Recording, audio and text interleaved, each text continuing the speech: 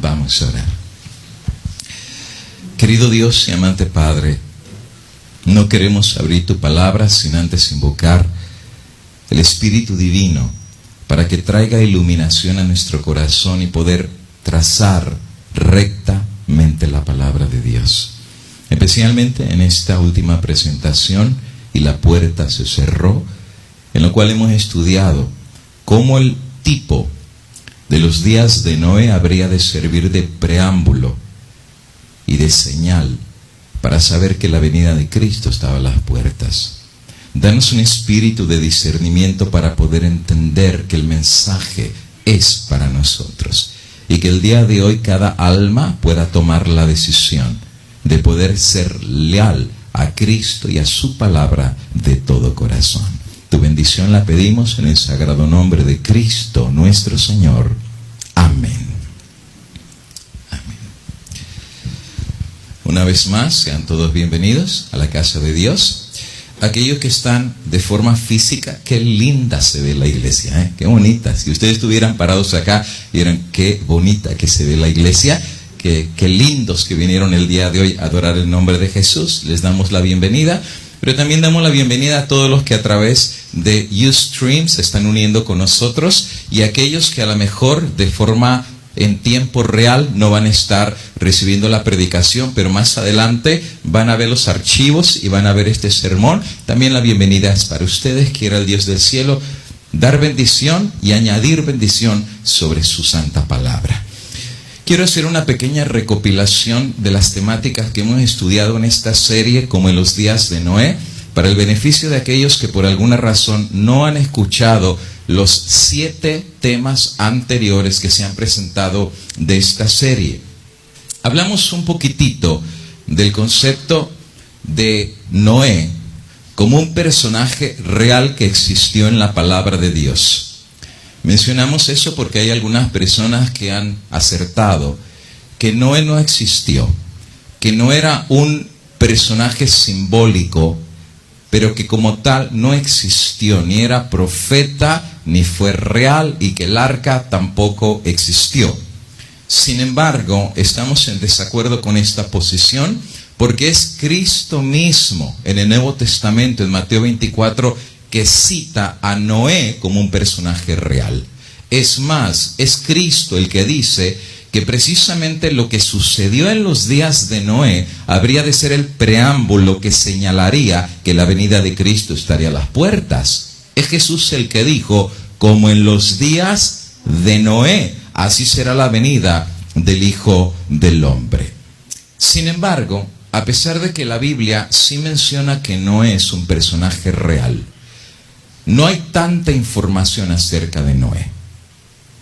No es como otros personajes en la Biblia que se habla tanto de ellos, como Pedro o como Juan o aún como el apóstol Pablo. La figura de Noé no hay tanta información, pero la información que tenemos acerca de él es muy interesante.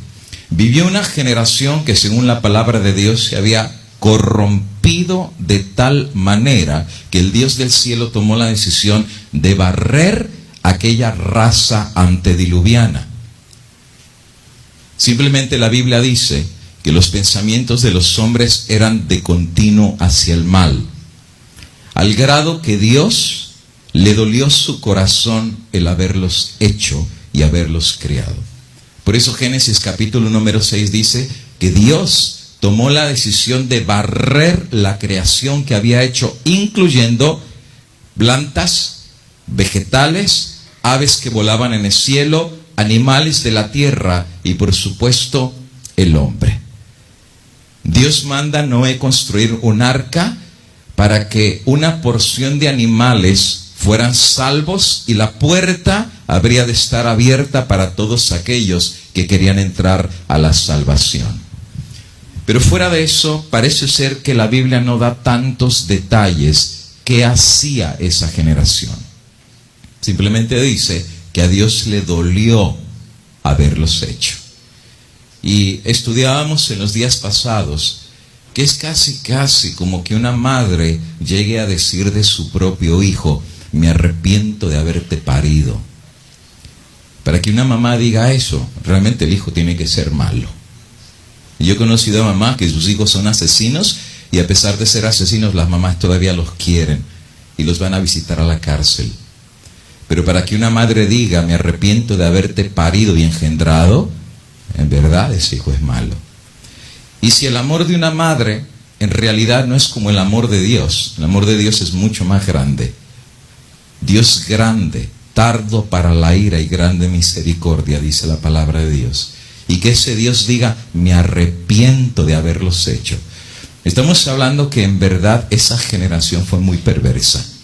En verdad trajeron sobre sí por sus actos el juicio de Dios sobre todo el planeta Tierra. Y hemos estudiado con ustedes algunos conceptos muy interesantes, como por ejemplo el concepto de manipulación genética en la generación de Noé.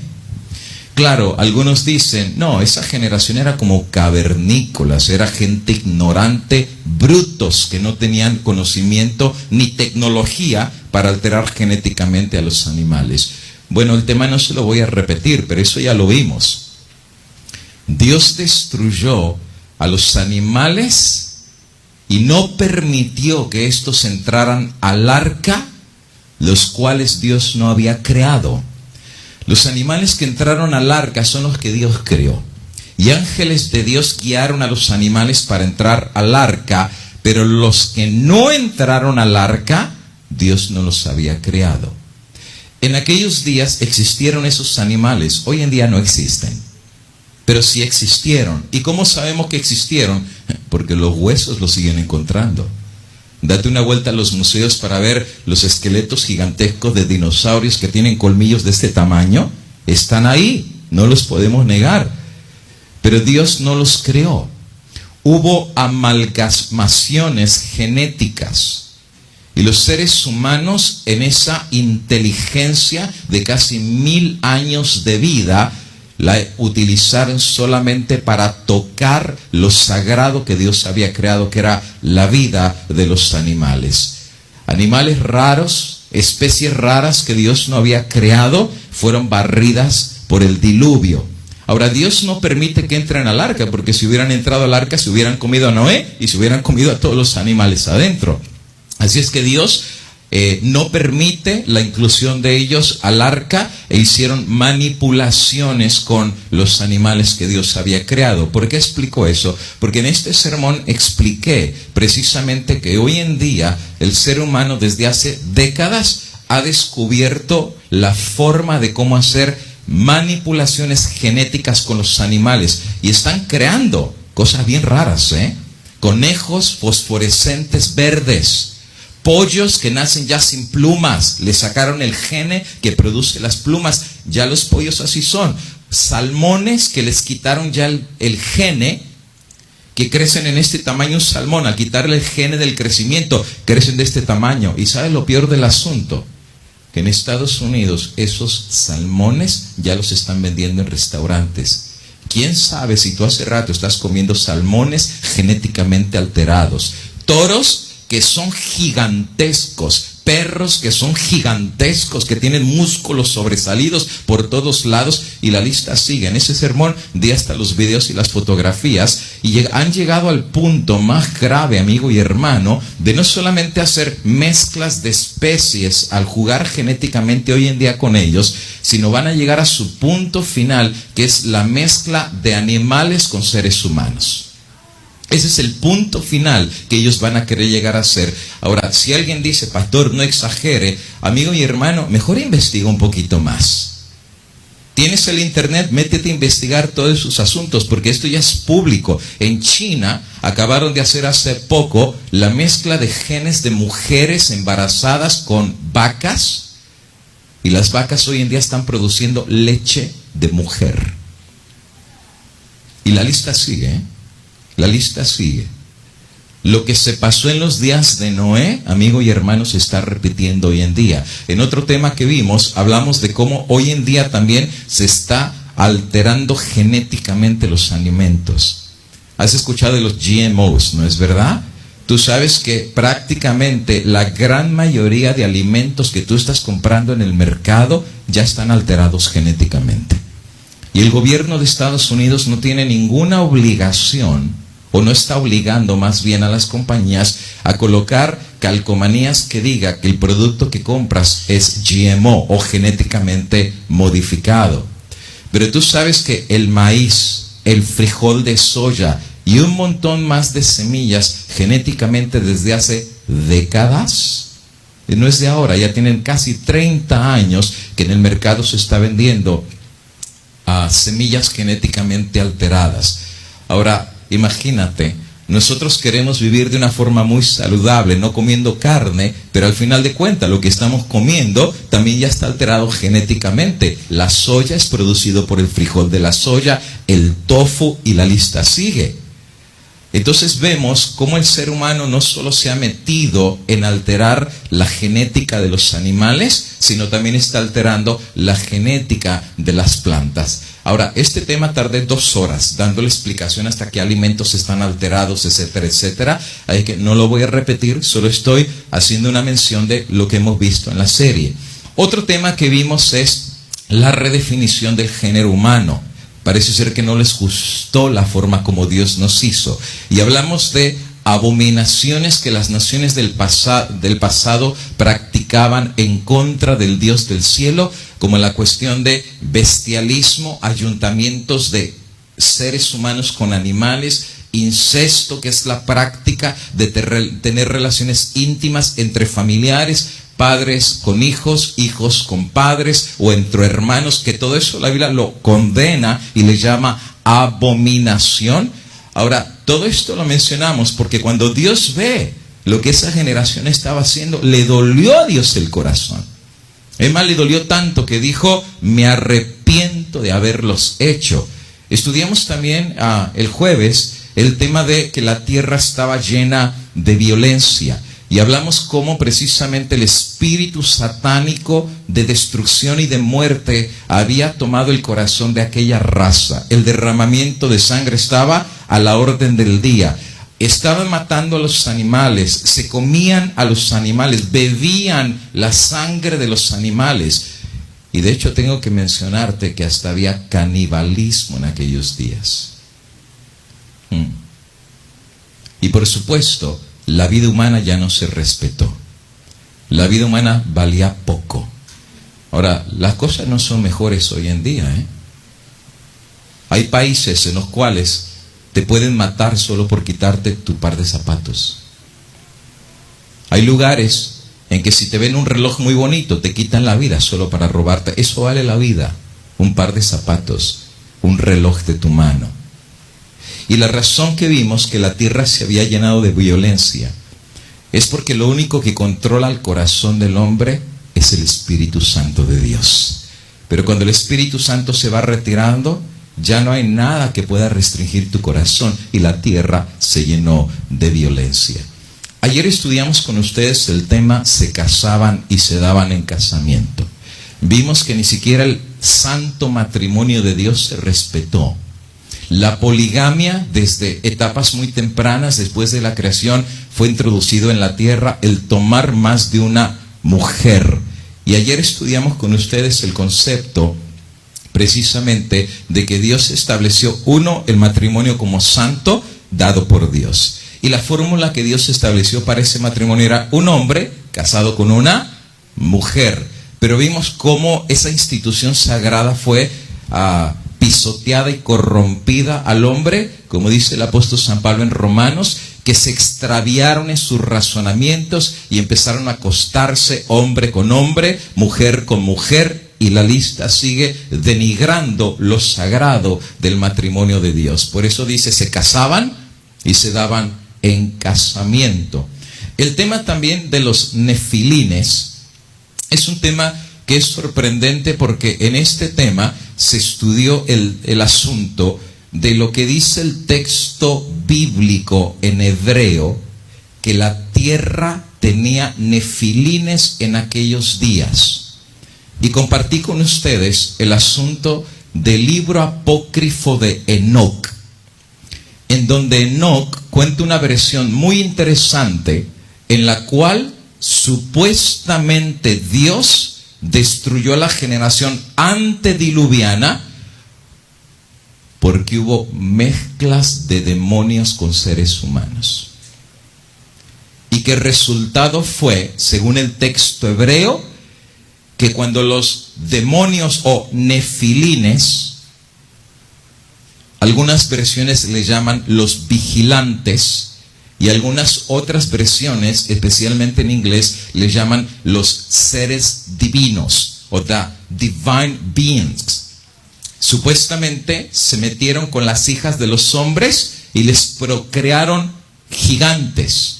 Y ellos llegaron a ser de renombre en la tierra. Y el resultado es que esta unión bastarda, y esa es la misma palabra que utiliza el libro de Enoc, que Dios dice a los bastardos que nacieron de esta unión, Dios se propuso destruirlos. Y por eso trajo el diluvio. Pero bueno, eso ya se estudió en el tema número 7.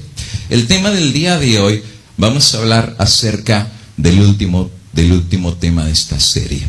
Considero que es el más importante de todos. Porque después de que Dios levanta a Noé como pregonero de justicia en una generación corrompida, y que por 120 años se predicó el mensaje que el diluvio habría de venir, Noé, levantando la mano, construyó el arca y levantando la voz, anunció al mundo que si en verdad vendría la destrucción, habría un arca de salvación. Qué grande es Dios. Porque Dios simplemente los pudo haber destruido sin haber construido un arca. Pero el hecho de haber construido el arca significa que Dios les dio una última oportunidad, una última chance para que ese corazón corrompido y pervertido pudiera recapacitar y hacer cambios radicales en su vida hacia el Dios del cielo. Pero finalmente la palabra de Dios dice, y la puerta se cerró. ¿Qué significa que se cerró la puerta? Recuerda que Cristo dice que como en los días de Noé será la venida del Hijo del Hombre. Y esto implica que si en los días de Noé se cerró la puerta, algo sucedió entonces. Los que estaban adentro del arca ya no pudieron salir. Y los que estaban afuera ya no pudieron entrar. Esto significa que antes de la venida de Cristo habrá una puerta que también se cierre. Esto es antes que venga Cristo, porque la puerta se cerró antes que viniera el diluvio. Así es que cuando esta puerta se cierre, va a haber gente que va a estar dentro del arca. Y ya estando dentro del arca, ya la hizo, ¿no? Por así decir. Pero también va a haber gente que va a estar fuera del arca y ya no van a poder entrar. Y los que estén adentro no van a poder salir. Mateo 24, Jesús dice que como en los días de Noé, así será exactamente la venida del Hijo del Hombre. Porque en esos días antes del diluvio, comían y bebían, se casaban y daban en casamiento, hasta el día en que Noé entró en el arca, y no entendieron hasta que vino el diluvio y se los llevó a todos. Así será también la venida del Hijo del Hombre. Así es que si la venida de Cristo habrá de ser como en los días de Noé, la pregunta es, pues, ¿cómo eran los días de Noé? Por eso esta serie ha estudiado en detalle, largas horas, tratando de descubrir lo que dice el texto bíblico y el espíritu de profecía. Pero quiero leerles, para hacer la presentación final de este tema, una cita del espíritu de profecía en donde nos da una vislumbre de cómo eran aquellos días después de la caída y antes de que el diluvio universal viniera en la tierra. Patriarcas y Profetas lo coloca de esta manera y dice así: en los días de Noé pesaba sobre la tierra una doble maldición. Como consecuencia de la transgresión de Adán y el asesinato cometido por Caín, eran las dos maldiciones, el pecado de Adán y el asesinato de Abel por Caín. Pero sin embargo, que la tierra tenía esta doble maldición, no obstante de esta circunstancia, la faz de la naturaleza no había cambiado mucho. Había señales evidentes de decadencia, pero la tierra todavía era bella y rica con los regalos de la providencia de Dios. Las colinas estaban colocadas de majestuosos árboles que sostenían los sarmientos cargados del fruto de la vid. Las vastas planicies, antes no habían las montañas que tenemos hoy en día. El diluvio más bien descubrió los huesos de la tierra. Pero antes la tierra era planita, planita. Por eso cuando vino el diluvio no tuvieron a dónde subirse, porque no había las altas montañas que tenemos el día de hoy. Había planicies hermosas, pastizales verdes que cubrían toda la tierra, y estas asemejaban jardines que estaban vestidas de suave verdor y endulzadas con la fragancia de miles de flores. Los frutos de la tierra eran de una gran variedad y una abundancia casi ilimitada. Los árboles superaban en tamaño y belleza y perfecta simetría a los más hermosos del presente. ¡Wow! ¡Qué hermoso! A pesar de que el mundo estaba en pecado todavía, la naturaleza en aquellos días se veía preciosa. La madera de los árboles era de magnífica fibra y de dura substancia muy parecida a la piedra. Por eso les tomó tiempo construir el arca. Era casi cortar árboles que eran tan duros como la piedra. Y de hecho hoy en día todavía hay árboles que son tan duros como la piedra, hoy en día. Imagínate los árboles de hace casi 4000 años. Hay que Noé le tomó el tiempo el cortar esos árboles, armar el arca, porque eran durísima la materia de esa piedra. Y apenas un poco menos durable que esta.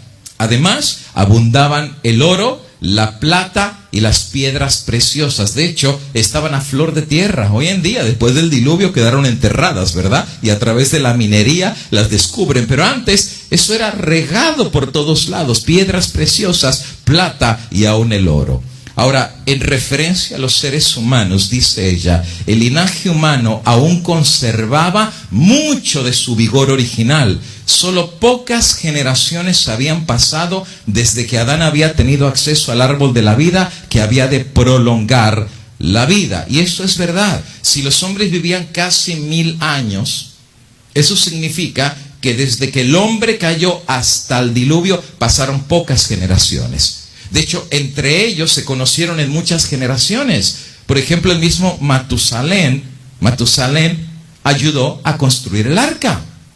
Aunque ya no le tocó entrar en ella, pero él sí ayudó por muchos años en el trabajo que hizo Noé. Y de hecho, el nombre Matusalén significa su muerte lo traerá. Hablando que cuando Matusalén muriera, era como una profecía, ¿verdad? Que el diluvio universal habría de venir, y ya Matusalén no le tocó entrar al arca. Pero ellos vivían muchísimo tiempo. ¿Cuántas generaciones aún le tocó ver a Adán ver en esos más de 900 años que le tocó vivir? Matusalén es el que más ha vivido, y aún el mismo Noé vivió 950 años. Estamos hablando que era una generación bien longeva en aquellos días. Y también había muchos gigantes. Claro, los huesos que se recuperan hoy en día de los dinosaurios no son chiquitos, ¿verdad? Estamos hablando de tremendos animales. Y si los animales eran grandes, también los seres humanos lo eran. La sierva de Dios dice que había muchos gigantes, hombres de gran estatura y fuerza, renombrados por su sabiduría, hábiles para proyectar las más sutiles y maravillosas obras, pero la culpa en que incurrieron al dar rienda suelta a la iniquidad fue proporcional a su pericia y habilidades mentales. ¿Por qué menciono esto? Porque hoy en día hay una teoría que se llama la teoría de la evolución, que dice que nosotros venimos de los brutos, que venimos de los changos, de los animales, de gente cavernícola que vivía precisamente en las cuevas y hacía dibujitos, y eran tan brutos e ignorantes que lo único que pueden hacer era vivir en las cuevas. Ignorantes, brutos.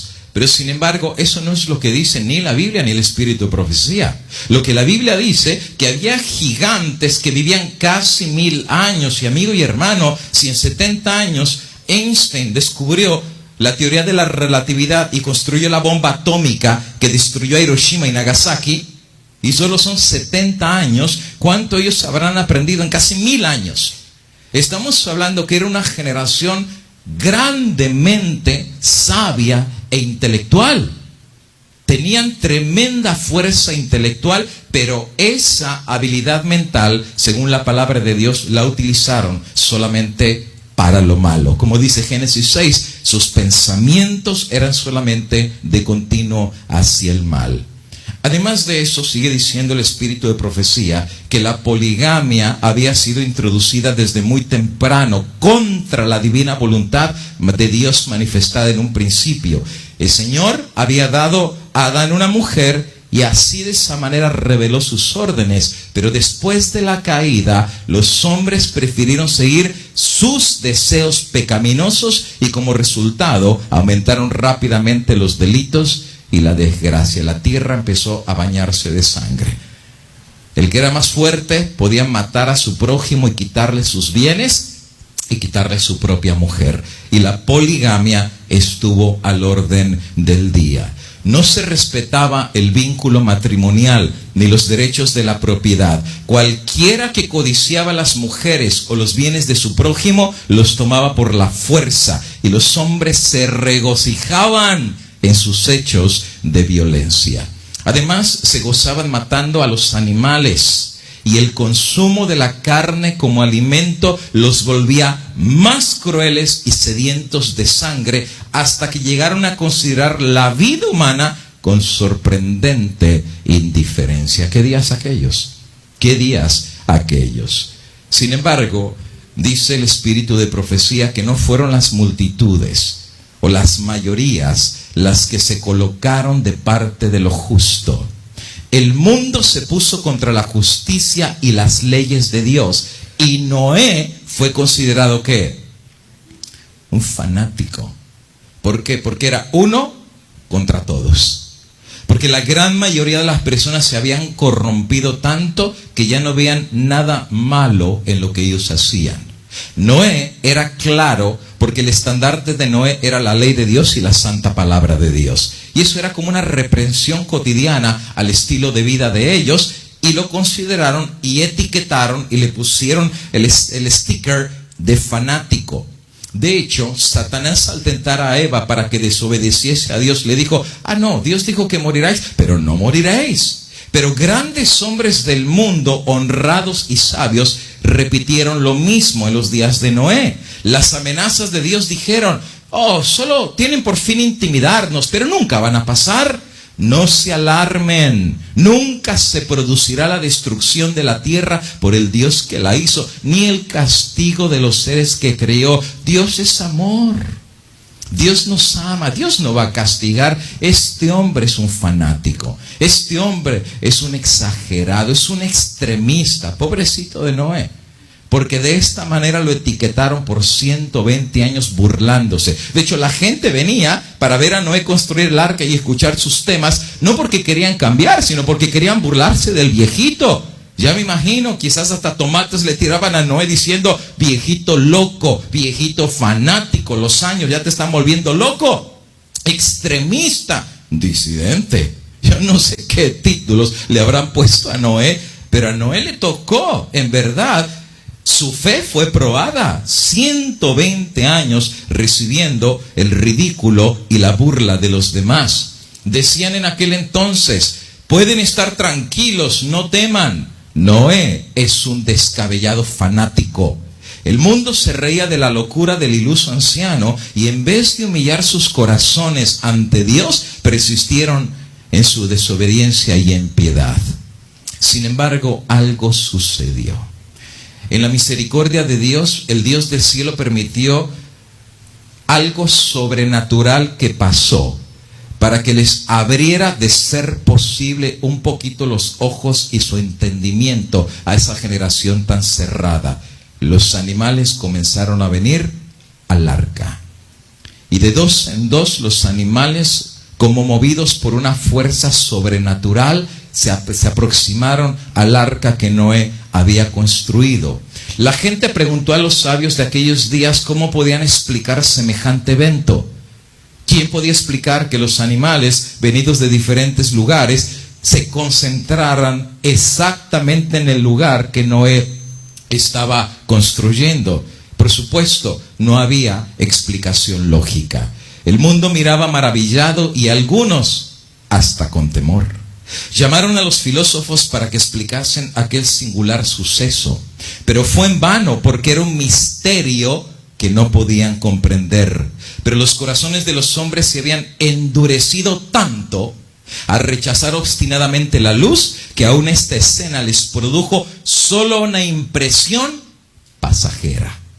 La raza condenada contemplaba el sol en toda su gloria, y la tierra revestida casi de belleza del Edén, y ahuyentó sus creencias, sus crecientes temores mediante ruidosas diversiones.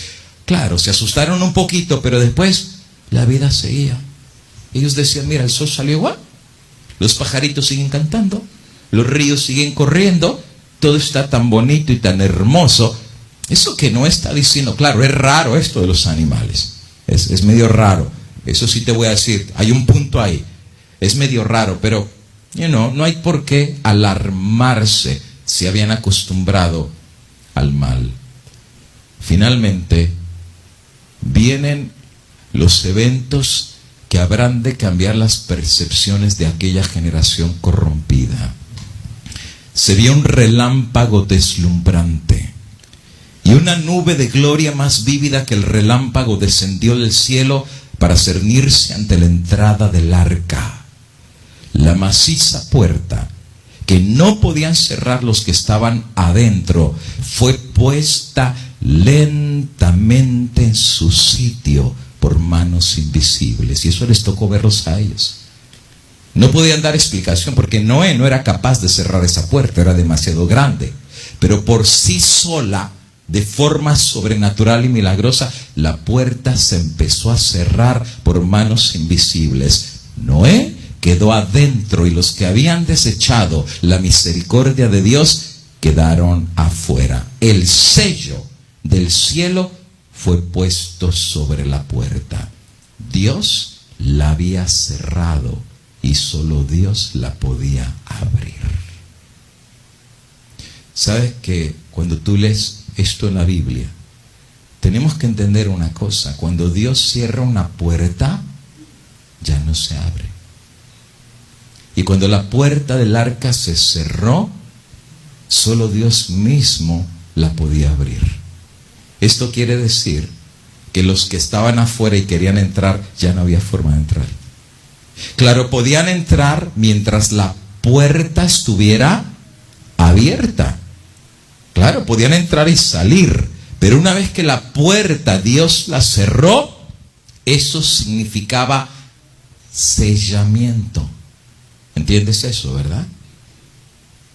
Cuando la puerta se cerró, los dos grupos quedaron sellados.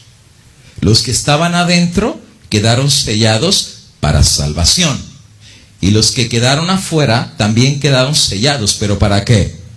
Para muerte, para destrucción. Y no es exactamente lo que va a pasar en la segunda venida de Cristo. Cuando la puerta de la gracia se cierre, los grupos quedarán también sellados. Por eso el sello de Dios tiene que venir antes de la venida de Cristo. Cuando Cristo viene, ya los dos grupos quedaron sellados. De hecho, el Espíritu de Profecía lo explica así.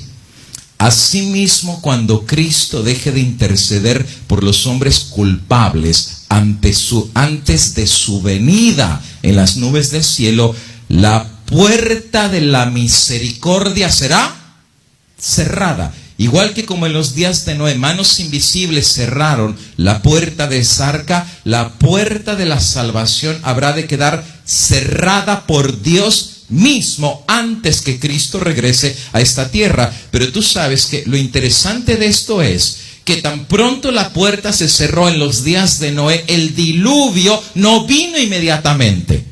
Porque alguien puede decir, bueno, se cerró la puerta e inmediatamente vinieron las nubes y empezó a caer el agua y vino el diluvio. Pero eso no es lo que sucedió. La puerta se cerró y por largos días Noé quedó dentro del arca y el diluvio no vino. ¿Sabe qué significa eso, verdad? Que cuando Cristo cierre la puerta de la gracia, la gente estará sellada y no lo vas a ver. Cuando los antediluvianos vieron que la puerta se cerró, no entendieron qué significó. Porque por largos días todavía regresaban al arca a burlarse de Noé. Hey Noé, ¿cómo está la cosa allá adentro? Oye, qué olor de los animales, ¿eh? Un día y otro día, y mira, el sol brillaba, los pajaritos cantaban, comían y se casaban, se daban en casamiento. La vida seguía normal sin saber que ya estaban condenados. Sin saber que al cerrarse la puerta, su destino había sido sellado para siempre, de los que estaban afuera y de los que estaban adentro. Lo mismo va a suceder antes de la venida de Cristo. Antes que el diluvio viniera, la puerta se cerró. Y antes de que Cristo regrese, la puerta también va a ser cerrada. Y el mundo no lo va a saber. Esto es solemne, amigo y hermano. De hecho, te voy a mencionar algunas cosas que van a suceder, que van a anticipar la idea del cierre de la puerta un poquito más adelante. Finalmente, cuando vino el diluvio universal, dice el espíritu de profecía, que las bestias rondaban presas de terror, y sus discordantes aullidos parecían lamentar su propio destino y la suerte del hombre. Entonces fueron rotas todas las fuentes del gran abismo, y las cataratas de los cielos fueron abiertas. Tronaron las fuentes que estaban debajo de la tierra, y las que estaban arriba en los cielos también fueron rotas. Así es que el agua salía a borbotones de la tierra, y de arriba el agua caía a borbotones. El diluvio comenzó a caer. Y entonces dice ahí, el agua se veía caer de las nubes, cual enormes cataratas, por todos lados. Los ríos se salieron de su origen e inundaron los valles. Torrentes de aguas brotaban de la tierra con fuerza indescriptible, arrojando al aire a centenares de pies, más o menos 30 metros, macizas rocas que al caer sepultaban profundamente en el suelo.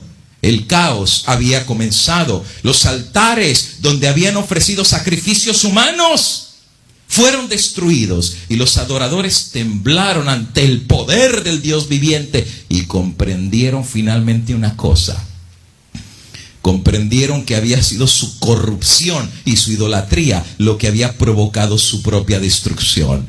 A medida que la violencia de la tempestad aumentaba, árboles, edificios, rocas y la tierra eran lanzados en todas direcciones. El terror de los hombres y de los animales era indescriptible.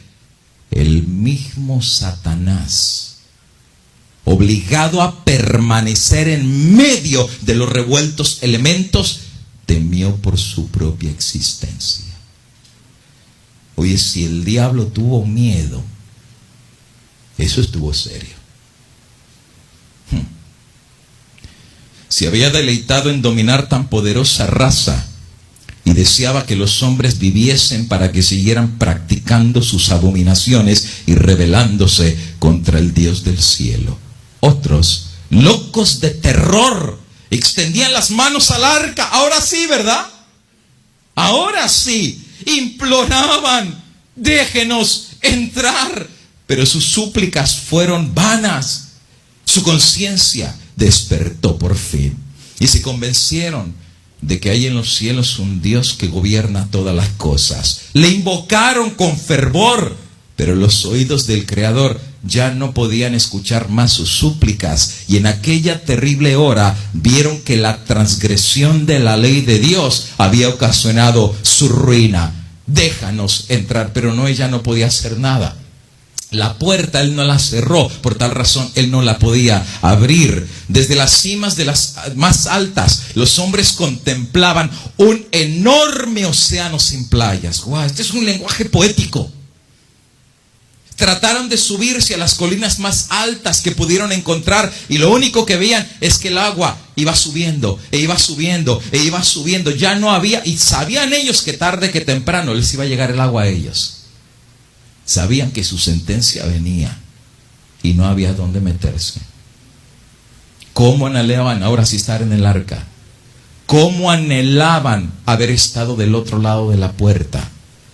¿Y sabes lo que más les dolió? Sus hijitos. Porque con un hijito abrazándolos de un lado y con el otro hijito, los hijitos lo volteaban a ver. Papi, ¿qué hacemos? Y el padre sabe que ya no puede hacer nada, que le va a tocar ver a él cómo sus hijos se ahogan en el diluvio. ¿Cuánto habrían deseado estos pecadores condenados a morir que se les volviera a deparar la oportunidad que habían menospreciado? ¿Cómo deseaban que regresara una semana atrás, verdad? Y que Noé hubiera predicado su último mensaje antes de que la puerta se cerrara. ¿Cómo imploraban que se les diera una hora más de gracia? Otra manifestación de misericordia, otra invitación de los labios de Noé. Pero ya no habrían de oír la dulce voz de la misericordia, y toda esa generación de antediluvianos perecieron en las aguas del diluvio. Claro, una foto no dice mucho. Las fotos ilustran nada más. Y claro, uno ve la foto, aquí está el arca, acá está la gente, uno le ve la cara de desesperación. Una cosa es verlo en una foto y otra cosa es que estés ahí. Encontré un pequeño clip.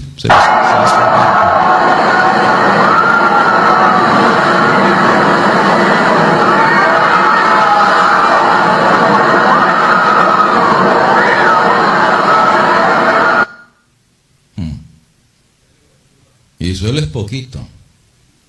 Pero esto es tan ilustra lo que pasó. Déjame decirte que es el poder de Dios lo que protegió el arca. Porque si el poder de Dios no hubiera protegido el arca, ni el arca lo hubiera contado. Es tan grande, amigo y hermano, lo que sucedió, que hoy en día en todo el planeta Tierra quedan los vestigios de ese día. Hasta hoy en día. Pero eso sí, el diluvio vino después de que la puerta se cerró. Voy a estudiar en el resto del tiempo que me queda 7 aspectos en una investigación que hemos hecho de lo que dice la palabra de Dios y el Espíritu de profecía acerca de qué va a suceder en comparación con lo que pasó en los días de Noé antes de la segunda venida de Cristo. Número 1. Se han cerrado ya en diferentes ocasiones y generaciones puertas de la gracia. ¿Ok? Vuelvo a repetir. Ya en generaciones anteriores, Dios ha cerrado puertas de gracia. Y estas puertas que Dios mismo ha cerrado, ya se han cerrado en diferentes generaciones. Por ejemplo, Mensajes Selectos, tomo 1, página 71, dice: hubo una puerta cerrada ya en los días de Noé. Y entonces, cuando la puerta se cerró, fue retirado el Espíritu de Dios de la raza pecaminosa que pereció entonces en las aguas del diluvio. Explico. Una vez que la puerta se cierra, ya no tiene caso que el Espíritu Santo esté en la tierra. Y la razón por la cual ya no tiene caso que el Espíritu Santo esté, porque al cerrarse la puerta, cada quien quedó sellado. Los que están dentro del arca, para salvación. Y los que están afuera del arca, para perdición. Así es que el Espíritu Santo no tiene más obra que hacer. Quiere decir que el cierre de la gracia va en relación con el retiramiento del Espíritu Santo. Página 72. Hubo también una puerta cerrada en los días de Abraham, y la misericordia dejó de interceder por los habitantes de Sodoma. Ahora, piensa. Cuando van los ángeles a Sodoma, cuando van a Sodoma, no es que van para predicar el mensaje de arrepentimiento a los sodomitas, ¿no es verdad? No fueron a predicar la salvación.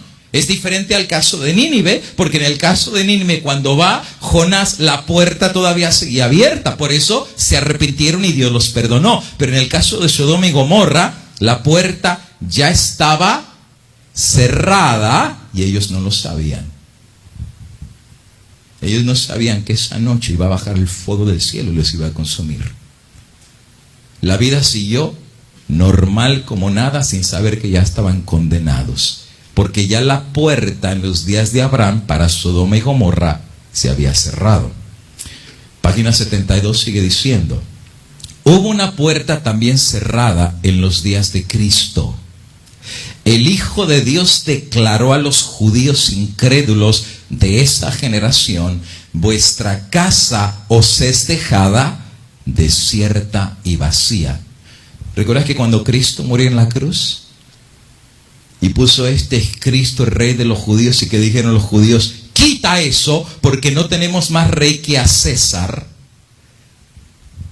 Lo que no sabían es que estaban cerrando la puerta sobre ellos mismos. Cuando vino Tito en el año 70 a destruir Jerusalén, Dios todavía les prolongó un poquito más de tiempo, pero ya la puerta estaba cerrada. El único que los podía salvar era Cristo. Y a los suyos vino y los suyos lo rechazaron. Claro, el velo se rasgó, ¿verdad? De arriba abajo. ¿Y saben qué hicieron los judíos? Pues traigan hilo y traigan aguja y cosieron otra vez el velo. No percibieron que al rasgarse ese velo la gloria ya se había ido. ¿Y recuerdas que el significado de que la puerta se cierra? La gloria de Dios se va, el Espíritu Santo se va. El velo se rasgó y dijo: gone, gone. Ya era un pueblo condenado y no lo sabían. Tú lees lo que dice Conflicto de los Siglos. Cuando vino Tito y rodeó la ciudad, ¿qué hacía todo el mundo? Ahora sí el Salmo 91, ¿verdad? Y el Salmo 23, y el que habita, ya los oídos de Dios no los escuchaban. La ciudad estaba sentenciada. Más de 1 millón de judíos estaban en Jerusalén. ¿Y sabes cómo terminó esa ciudad? Comiéndose a sus propios hijos. Y muchos se metían al templo pidiendo la voluntad divina. Señor, protégenos. Dios ya no estaba ahí. La puerta ya se había cerrado. Ahora se cerrará la puerta de la gracia de igual manera antes de la segunda venida de Cristo. Así es que ya ha habido puertas de la gracia que han sido cerradas en el pasado. Pero no solamente ha habido puertas que han sido cerradas en el pasado para diferentes generaciones, también ha habido puertas que se han cerrado en el pasado y en el presente para algunas personas. Ahora sí la cosa se empieza a poner un poquito complicada. Si es verdad que para la generación antediluviana se cerró la puerta y vino la destrucción del diluvio, y en el caso de Sodoma y Gomorra se cerró la puerta y después vino la destrucción, a nivel individual, a algunas personas también Dios les cerró la puerta de la gracia. Y es el ejemplo de Belsasar. Ustedes recuerdan el caso de Belsasar. Finalmente él manda traer los vasos sagrados del templo de Jerusalén. Y una mano invisible empieza a escribir en la pared. Nadie sabe explicar lo que la mano está escribiendo. Y simplemente la Biblia dice que estando borracho Belsasar, cuando vio la mano, dice que las piernas le temblaban. Y dice que al final de cuentas hasta lo borracho se le quitó. Mandó traer a Daniel. Y mira lo que Daniel le va a decir a Belsasar. Daniel 5, 18 al 20. Le dice Daniel delante de los demás al rey: mira, Belsasar, el Altísimo Dios, oh rey, dio a Nabucodonosor tu padre reino, grandeza, gloria y majestad. Y por la grandeza que Dios le dio, todos los pueblos, naciones y lenguas temblaban y temían delante de él. Y a quien él quería mataba, y a quien quería daba la vida. Engrandecía a quien quería, y a quien él quería humillaba. Pero cuando su corazón se soberbeció y su espíritu se endureció en su orgullo, fue depuesto del trono de su reino y despojado de su gloria. Y echado de entre los hijos de los hombres, su mente se hizo semejante a las bestias, y con los asnos monteses fue su morada. Hierba le hicieron comer como un buey, y su cuerpo mojado con el rocío del cielo, hasta que reconoció que el Dios Altísimo tiene dominio sobre el reino de los hombres y que pone sobre él al que le place. Ahora pon atención en la parte final. O sea, Daniel está dando la explicación. Mira, tú sabías la historia de Nabucodonosor. Claro, cuando esto le pasó a Nabucodonosor, capaz que Belsasar era más chiquito. pero supo la historia. Supo que Nabucodonosor se hizo como bestia.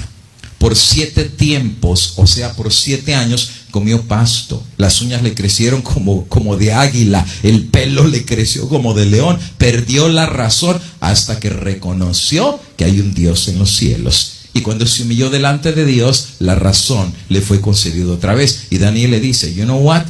Tú sabías todo esto. Y conociendo que Dios humilló a Nabucodonosor, no te importó. ¿Sabes? Uno lee eso y uno se pone a temblar. Porque cuántas personas en nuestra iglesia van a querer argumentar con Dios porque se perdieron. ¿Y sabes qué les va a decir Dios? Tú sabías todo esto. El mundo no lo sabía porque estaba en ignorancia, pero ustedes sí sabían. Dios les dio luz en abundancia. Y a pesar que Dios nos dio la luz, ¿a cuántos no les importó? Siguieron viviendo como el mundo y actuando como el mundo, a pesar que sabían el mensaje de Dios. Y Daniel le dice, tú sabías, you knew. Tú sabías lo que Dios hizo y no te importó. Sino que contra el Señor te ensoberbeciste, trajiste los vasos de su casa. Tú, tus grandes mujeres concubinas, bebieron vino en ellos de lo sagrado de Dios.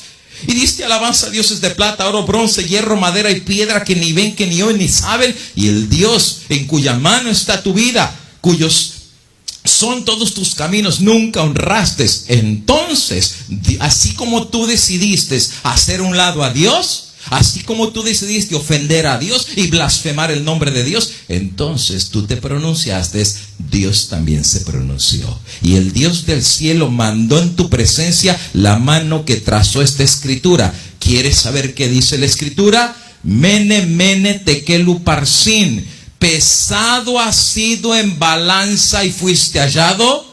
¿Y sabe qué significa en la Biblia la balanza? Juicio. ¿Qué quiere decir esto? Antes que venga el cierre de la gracia, Dios juzga. Quiere decir que la generación antediluviana, antes que viniera el diluvio, Dios ya la había juzgado primero y no lo sabían. Antes que vino la destrucción a Sodoma y Gomorra, Dios ya los había pesado en balanza y los halló faltos y les cerró la puerta. Y en el tiempo de Belsasar, Dios lo pesó en balanza y fue hallado falto. ¿Sabe qué significa eso? Que Belsasar no sabía, pero Dios ya le había cerrado la puerta. Cuando la mano aparece, simplemente es para certificar que fue juzgado y fue hallado falto. Y una vez que la escritura aparece, ya no había vuelta para atrás. Pesado fue en balanza. Cómo deseaba un tiempo de oportunidad para cambiar. Cómo deseaba no haber traído los vasos, pero ya era demasiado tarde. Tu reino ha sido roto y ha sido dado a los medos y los persas. ¿Y sabes qué triste es que Dios diga eso de nosotros? María, Dios te pesó en balanza y tu vida cristiana fue hallada falta. Tu salvación ha sido rota y ha sido dada a otro. Qué duro. ¿O no has escuchado lo que dice Mateo? Los obreros de la hora final. Dios va a llamar a muchos que sí les va a importar, que sí les va a interesar y que van a abrazar este mensaje como la cosa más grande. Y los que conocieron el mensaje, que conociendo el mensaje les dio lo mismo. Nunca trajeron a nadie, nunca le hablaron del evangelio. Vecinos muriéndose, hogares destruidos, y los que tenían la salvación en las manos nunca la compartieron. Y no es que no sabían, tú sabías el mensaje, pero no nos importó. Mejor los testigos de Jehová son los que andan de puerta en puerta. Y el adventista que conoce, ahí está el domingo, vino el partido de fútbol, ¿verdad? Ahí sí puede estar sentado por 3 horas viendo el fútbol, pero cuando viene a la iglesia no son las 12 porque la barriga y las tripas suenan. Qué tarde predican, qué tarde. Dios nos está pesando en balanza, porque no podemos engañar a Dios. Ah, sí, porque para Dios no hay tiempo, pero para el trabajo sí, ¿verdad? Para estudiar la Biblia no hay tiempo. Ah, pero para meterte al Facebook hasta por 3 horas te metes. Ah, para eso sí hay tiempo, ¿verdad? No se levantan orando, pero sí se levantan con su Dios, el teléfono.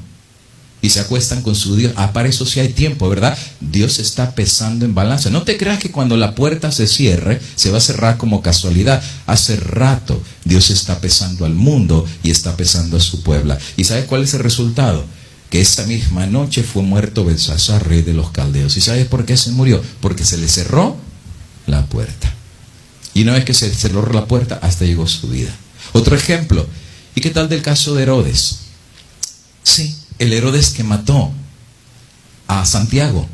¿Recuerdas tú que lo traspasó con espada y puso a Pedro en la cárcel? Y después de ponerlo en la cárcel lo quiere matar. Y el ángel de Dios va a la cárcel y saca a Pedro. Y Pedro no sabía si estaba soñando, si estaba en verdad, pensaba que era un sueño. Porque las puertas se abrían, se le cayeron las cadenas. Y cuando Pedro está fuera de la cárcel dijo, ay, no era un sueño, era el ángel de Dios que me libertó. Y va a la casa donde estaban los hermanos orando por Pedro. Toca la puerta y sale Rode, la muchachita. Y dice, ¿quién es? Y dice, soy Pedro. Y la muchacha se asustó porque Pedro estaba supuestamente en la cárcel. Cuando va, le dice a los hermanos que estaban orando, ¿quién era? Es Pedro. Y un hermano le dice, estás loca. No le creyeron y se levantaron los hermanos, se abrieron la puerta y estaba Pedro. El ángel de Dios lo había librado, pero Herodes mató a Santiago a espada. Pero Dios libró a Pedro para que no lo mataran. Pues ¿qué le pasó a este mismo rey? Mira lo que dice Hechos capítulo 12. Un día señalado, Herodes, vestido de ropas reales, se sentó en el tribunal. Claro, había abusado de Dios, había sido blasfemo contra Dios, mató a uno de los apóstoles de Cristo Jesús. Pero un día, estando sentado en el tribunal, les empezó a arengar con soberbia. Y el pueblo, después de escucharlo, aclamaba gritando, ¡ah, rey Herodes! El que está hablando no es hombre, es voz de Dios, no voz de hombre. Y al momento, un ángel del Señor lo hirió. Si tú lees el idioma griego, la palabra que lo hirió significa estocada. Así como el torero que agarra la espada y cuando viene el toro le da la estocada final que lo mata. Esa es la palabra que se utiliza en griego. Le dio una estocada. Vino el ángel, lo hirió por cuanto no le dio la gloria a Dios y expiró comido en gusanos. Lo que Herodes no sabía, que Dios ya lo estaba pesando hace rato. Y que ese día Dios dijo, la puerta se cerró aquí y le vino su condenación. Precisamente la puerta en los días de Noé se cerró antes que viniera el diluvio. Quiere decir que en el caso de Belsasar y en el caso de Herodes, Dios ya les había cerrado la puerta y su muerte, como consecuencia que la puerta se cerró, vino después. ¿Sabe qué significa eso? Y mira, la cita que te voy a dar ahorita me ha puesto a pensar por mucho tiempo. En reflexión. Y ojalá que también te haga reflexionar a ti. Patriarcas y Profetas, página 135. Cada día termina el tiempo de gracia para algunos. Cristo no ha venido, ¿eh? La puerta allá arriba todavía sigue abierta. Pero para algunos, cada día termina su tiempo de gracia. Alguien dirán, es que se murió, ¿verdad? Y como se murió, el libro se cerró y pues ya no puede hacer nada porque los muertos no saben nada. No, mira lo que dice la cita. Cada hora, algunos pasan más allá del alcance de la misericordia. Y esto a mí me hace temblar. ¿Habrá alguien el día de hoy aquí que ya cruzó el límite de la salvación y no lo sabe? ¿Habrá alguien que sin saber ya su puerta se cerró y en el cielo se dio el decreto? Fuiste pesado y fuiste hallado falto. Hermano, esto es serio. Eso es como para ponernos a recapacitar. ¿Sabe qué significa el cierre de la gracia, verdad? El que es justo siga siendo y el que es malo siga siendo. ¿Será que hay alguna persona que ha sido tan malo y tan malo y tan malo y que tú desde que te levantas hasta que te acuestas lo único que haces es el mal? Y tú sin saber, ya pasaste el límite del alcance de la misericordia. Que ya no hay sermón que te entre. No hay amonestación que te haga pensar ni cambiar. Que tú puedas analizar tu vida y decir, ¿sabes qué? Cada día soy peor. Cada día soy más malo. No crezco en la gracia. Más bien crezco en la maldad. Lo que sale de mi boca cada día ya ni es bueno, es peor. Estoy empeorando. Te estás acercando al límite de cruzar la miseria. Esto es solemne. Esto es para ponernos a pensar. Cuando Herodes pensó que ese día iba a bajar el ángel y le iba a dar la estocada y iba a morir. ¿Cuándo pensó Belsasar que ese día la mano iba a escribir y Dios le dijo, hasta aquí llegaste, porque yo te pesé y se te cerró la puerta? Y sabes, amigo y hermano, hay algunas personas, según el Espíritu de Profecía, que ya pasaron más allá del alcance de la misericordia. Dios nos libre. Que Dios nos dé un corazón sensible. Y sabes, una de las formas para saber si hemos cruzado o no el límite del alcance de la misericordia es si todavía te duele el pecado.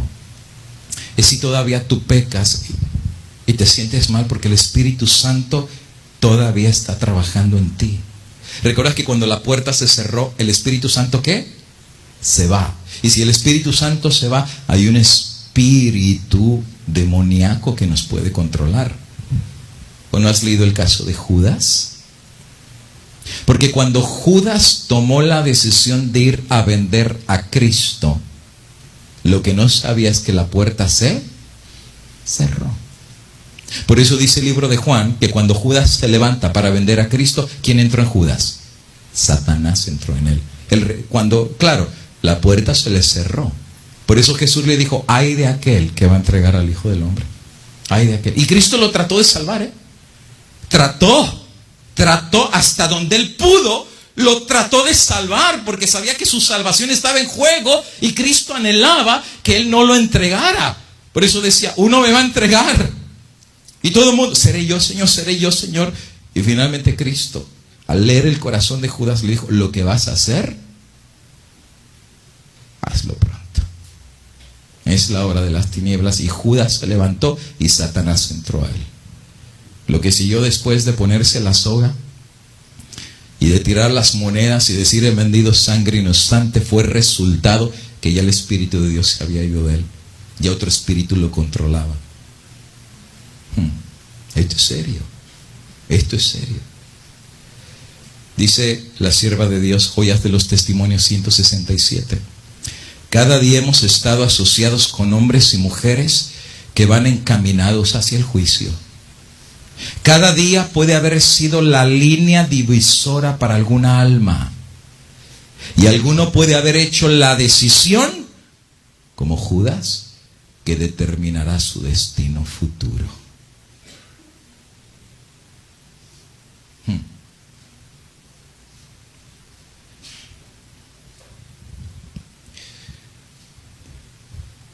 Puede ser que haya alguna hermana que fue en un día que tomó la decisión de meterse en una relación de adulterio.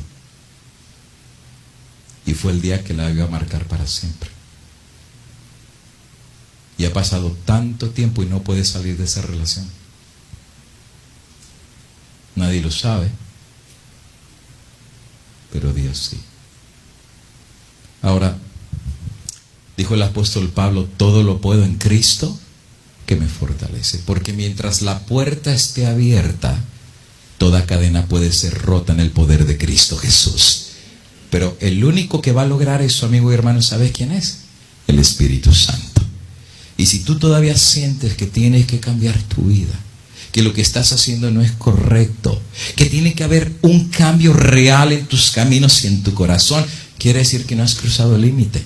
No lo has cruzado todavía, porque hay algo que todavía te está moviendo para no cruzar ese límite. Y si sientes todavía peso de conciencia, si el Espíritu Santo todavía te dice, vuélvete, alaba el nombre de Cristo Jesús. Porque la puerta todavía está abierta. Y ella dice, no sabemos cuándo terminará nuestro tiempo de prueba. A lo sumo podemos contar, sino con una vida muy breve. Y no sabemos cuándo la saeta de la muerte nos atravesará el corazón. Y eso es lo que el diablo cuenta. Meterte en un camino de maldad y que la muerte te agarre en ese camino. Que estés siguiendo un camino de robar, de mentir, de hacer fraudes en tu negocio, de engañar a tus papás, porque tú dices, mis papás son tan ignorantes que ni saben prender el teléfono. Pues tus papás no lo sabrán, pero hay un Dios del cielo que sí lo sabe, y a Él no lo puedes engañar. Amigo y hermano, el diablo está contando que un día te agarre la muerte, y el diablo dice, es mío. Porque cuando tú mueres, ¿la puerta qué? La puerta se cerró. Por esa razón, la puerta se cerró antes de que viniera el diluvio. Número 1, ya se han cerrado algunas puertas de la gracia en el pasado, en algunas otras generaciones. 2, se han cerrado puertas para algunos en el pasado y en el presente. Y número 3, la puerta de la gracia se habrá de cerrar antes de la segunda venida de Cristo. Fíjate, Cristo cuando regresa no significa el cierre de la gracia. La gracia, igual que el diluvio, primero se cierra y después vino el diluvio. Y lo mismo es en la segunda venida de Cristo. Primero en el cielo se va a cerrar la gracia y después Cristo va a regresar. Apocalipsis 22 lo presenta así. Me dijo, no selles las palabras de la profecía de este libro, porque el tiempo está cerca. El que es injusto, siga siendo injusto. El que es inmundo, siga en la inmundicia. Pero el que es justo, practique la justicia. Y el que es santo, santifíquese todavía. He aquí vengo pronto. ¿Te fijas? Se cierra la gracia y entonces Cristo viene. Ahora, una vez que la gracia se cierre, ¿cuánto va a tardar Cristo en regresar a la tierra? Poco. He aquí vengo pronto. Ahora, no estoy diciendo, porque después hay gente que lo tuerce y lo malentiende. Cuando no entró en el arca y Dios cerró la puerta, ¿cuántos días tardaron para que viniera el diluvio? 7. Ahora, si el paralelismo va en acordancia, quiere decir que cuando se cierre la gracia ya, algunos dicen que tardará 7 días en Cristo regresar a la tierra. ¿Hace sentido? Ahora, yo no estoy poniendo ni días ni fechas. Prefiero decir que cuando la gracia se cierre, la venida de Cristo es pronta, no tarda mucho. Así como el diluvio no tardó mucho, tampoco Cristo tarda mucho en regresar. Pero tienen que estar consciente que cuando se cierre la gracia, no lo vamos a saber. Porque el día y la hora del cierre de la gracia y el día y la hora de la venida de Cristo, nadie lo sabrá. Pero una vez que la gracia se cierre, pronto regresa Cristo en las nubes del cielo por su pueblo. Mensajes Selectos 224. Dios no nos ha revelado el tiempo cuando este mensaje o cuando el tiempo de la gracia llegará a su fin. Ahora, esto es importante entender porque últimamente hay personas que están atreviéndose a colocar aún eventos que marcan el cierre de la gracia. Pero dice el Espíritu de Profecía, ese mensaje Dios no nos los ha revelado. Aceptemos las cosas reveladas para nosotros y nuestros hijos, pero no procuremos saber lo que ha sido mantenido secreto en los concilios del Todopoderoso. Noé no sabía cuándo la puerta se iba a cerrar, solo Dios la sabía en su concilio. Y cuando la puerta se movió, Dios decretó cuándo era el momento de cerrarla. Cuando la gracia se cierre en el cielo, el concilio secreto del Todopoderoso lo decidirá. Pero Dios no nos ha dado esa revelación de cuándo la gracia llegará a su fin. Página 225, mensajes selectos. Nadie ha recibido la orden de escudriñar las escrituras a fin de asegurar, si es posible, cuándo terminará el tiempo de gracia. Dios no ha concedido tal mensaje a ningún labio mortal. Él no quiere que ninguna lengua mortal declare aquello que ha sido ocultado en sus concilios secretos. Hay que yo no me meto ahí. Si Dios no me ha dado esta revelación y le pertenece al concilio de Dios, yo tengo que aceptar eso. Eso quiere decir que tengo que estar en expectativa, porque el cierre de la gracia puede ser en cualquier momento. Eso solamente le compete a Dios. Página 224. Me han llegado cartas, dice ella, preguntándome si tengo alguna luz especial en cuanto a la fecha de la terminación del tiempo de gracia. Y esta es mi respuesta. Contesto que solo tengo este mensaje que dar: que ahora es el tiempo de trabajar mientras dure el día, pues viene la noche cuando nadie podrá obrar. Mujer más sabia no puede haber. Qué sabia es esta mujer, ¿eh? ¿Tú quieres saber cuándo es el tiempo de la gracia? No esperes el mañana, vive hoy y vive para Cristo Jesús. Ahorita. ¿Y quién te garantiza que el día de mañana tú vivas? ¿Y quién te garantiza que no sales de esta iglesia y hasta ahí Dios dijo, pesado fuiste en balanza y es el día de tu descanso? Dios no te da el día de mañana, amigo y hermano. Dios te da el día de hoy. Por eso dice el libro de Hebreos, si hoy escuchas su voz.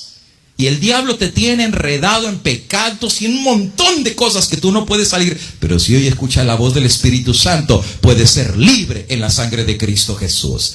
Así que Dios a nadie le ha revelado el día del cierre de la gracia. Pero eso sí, una vez que se cierre, pronto Cristo habrá de regresar a la tierra. Así que se han cerrado la puerta en diferentes generaciones. A algunos individuos ya se cerró la puerta en el pasado y en el presente. La puerta de la gracia se cerrará antes de la venida de Cristo. Y número 4, ¿habrá alguna señal que a nosotros acá abajo nos dé una indicación que la puerta allá arriba se ha cerrado? Claro, eso le compete a Dios nada más, ¿verdad? En su concilio Él sabe cuándo se va a cerrar esa puerta. Pero acá abajo, ¿habrá alguna señal que nos dé la idea que ese evento se está haciendo en el cielo? Mira lo que dice Comentario Bíblico Adventista, tomo 7, página 976. El Señor me ha mostrado claramente que la imagen de la bestia será formada antes del cierre del tiempo de la gracia. Ok, esto es significativo, ¿eh? La imagen de la bestia primero se forma antes que la gracia finalice. ¿Por qué razón? Porque ha de ser la gran prueba. ¿Para quién? Para el pueblo de Dios. ¿Por qué? Porque una vez que se forma la imagen de la bestia viene la ley, y eso es lo que va a probar el pueblo de Dios. Y Dios lo va a permitir. Ese es el sacudón más grande que la iglesia va a pasar. Claro, hoy venir a la iglesia está fácil. Cualquiera viene a la iglesia, ¿verdad? Pero cuando venga la formación de la imagen de la bestia y venga la cuestión de la ley dominical, es la gran prueba para el pueblo de Dios, por la cual su destino eterno será. Quiere decir que esa prueba, así de forma rápida, por eso dice que el juicio comienza por la casa de Dios. Personas decirán adentro del arca, fuera del arca, adentro del arca, fuera del arca. Y así rápido, ¿no? Se va a estar tomando la decisión. ¿Quién se va a salvar? ¿Quién se va a perder? ¿Quién es sellado para salvación? ¿Y quién recibe la marca de la bestia en contra del Dios del cielo? Finalmente dice ahí, esta prueba que el pueblo de Dios debe tener antes que sean. ¿Y sabe qué significa sellado? Que la puerta se cerró. Una vez que la puerta se cierra, el que es justo y el que es malo. Ya la decisión está tomada. Palabras de vida del Gran Maestro, página 339. La gran prueba final viene a la terminación del tiempo de la gracia, cuando será demasiado tarde para que la necesidad del alma sea suplida. Y esto viene en relación a las vírgenes. Va a haber gente que cuando vea lo que viene va a querer entregarse a Dios. Ahora sí, a la basura. No, ya no. Ya no, fue tu Dios, pues que tu Dios te salve. Que tu Dios te salve. Porque el que estaba allá arriba, tú no le dedicaste tiempo. La necesidad del alma, ya no hay aceite que la supla. Porque el cordón se cortó. La puerta se cerró. Y cuando venga la gran prueba, muchos se van a dar cuenta que no estaban preparados y van a ser sellados, pero no para estar dentro del arca, sino para estar afuera. Testimonios, tomo 5, página 524. Cuando las cifras acumuladas en los libros del registro celestial marquen que la suma de las transgresiones está completa, la ira vendrá. y mezcla de misericordia, y entonces se verá lo tremendo que es haber jugado con la apariencia divina. Y esta crisis llegará cuando las naciones se unan para anular la ley de Dios. Entonces no ha llegado todavía la prueba, pero viene, en el cual la ley del hombre se levantará sobre la ley de Dios. Y aquí va a venir el punto, que el pueblo que levante la ley de Dios va a tener que decidir entre Dios y los hombres, y la prueba habrá de definir lo que está en su corazón. Conflicto de los siglos, página 671. Cuando termine el mensaje del tercer ángel, la misericordia divina no intercede más por los habitantes culpables de la tierra. El pueblo de Dios habrá cumplido su obra, habrá recibido la lluvia tardía, el refrigerio de la presencia del Señor, y estará preparado para la prueba que le espera. Pero primero dieron el mensaje, y claro, iba a venir la prueba grande, igual que Noé. Primero dio el mensaje, después vino la prueba. El pueblo de Dios va a dar el mensaje, recibido el Espíritu Santo, y está listo para la prueba. Los ángeles se apuran, vienen de aquí para allá en el cielo, y un ángel regresa de la tierra al cielo y anuncia que la obra está terminada. El mundo ha sido sometido a la prueba final, y todos los que han resultado fieles a los preceptos han recibido el sello de Dios vivo. Y entonces Jesús, cuando recibe esa notificación, deja de interceder en el santuario celestial, levanta las manos y con gran voz dirá: hecho es. ¿Sabe qué significa hecho es? La puerta se cerró. Pero acá no lo sabemos. Allá sí, porque Cristo levanta las manos y dijo: consumado es, hecho es. Elena de White dice que Cristo se va a quitar sus vestimentas de sumo.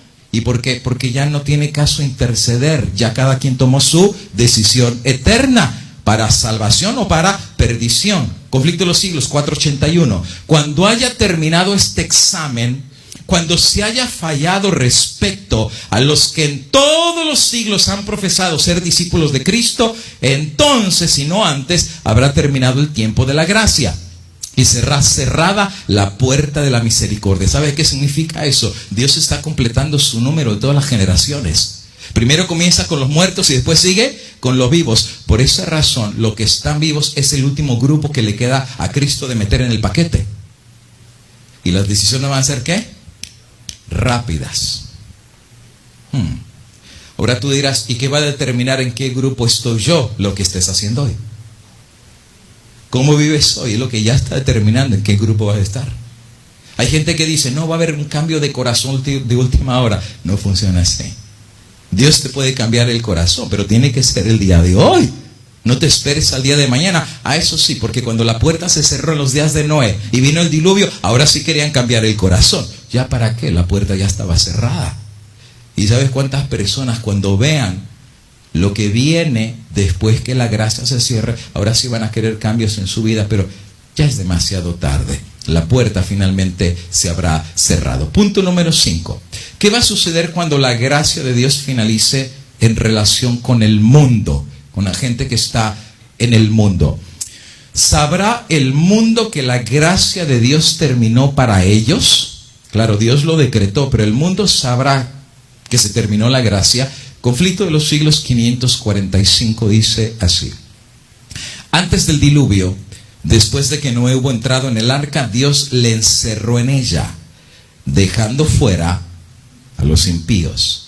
Pero por espacio de 7 días, el pueblo, no sabiendo que su suerte estaba decidida, continuó con su indiferente búsqueda de placeres y se mofó de las advertencias del juicio que les amenazaba. Así dice el Salvador: será la venida del Hijo del Hombre, silenciosa e inadvertidamente, como ladrón a la medianoche. Llegará la hora decisiva que fija el destino de cada uno, cuando será retirado definitivamente el ofrecimiento de la gracia que se habrá de dirigir a los culpables. Quiere decir que cuando Cristo pronuncia consumado es, la puerta se cierra, pero no lo va a saber el mundo.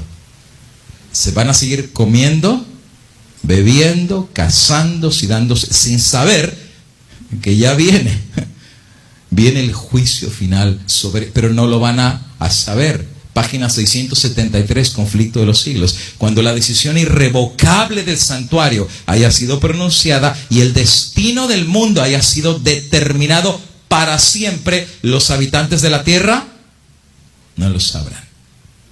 ¿No es terrible eso? Igual que los antediluvianos, la puerta se cerró y no sabían que estaban perdidos. Y esa noche la mujer les hizo una rica cena. Y esa noche entretenidos. Y al otro día se levantaron y a trabajar. Y la vida seguía normal. Cortaban los frutos de los árboles. Vieron el pajarito que les cantaba en la ventana en la mañana, sin saber que cada día que iba pasando les acercaba al juicio que habría de venir. Y mientras el pobrecito Noé en el arca, pasando las suyas. Con los animales, limpiando, dándoles de beber. Pobrecito, 7 días. Igual el pueblo de Dios va a pasar las suyas. Pero el mundo no sabrá que su hora ha sido sellada. Página 545. Mientras que los hombres de negocios están absortos en el afán de lucro, el amigo de los placeres corre atrás de ellos.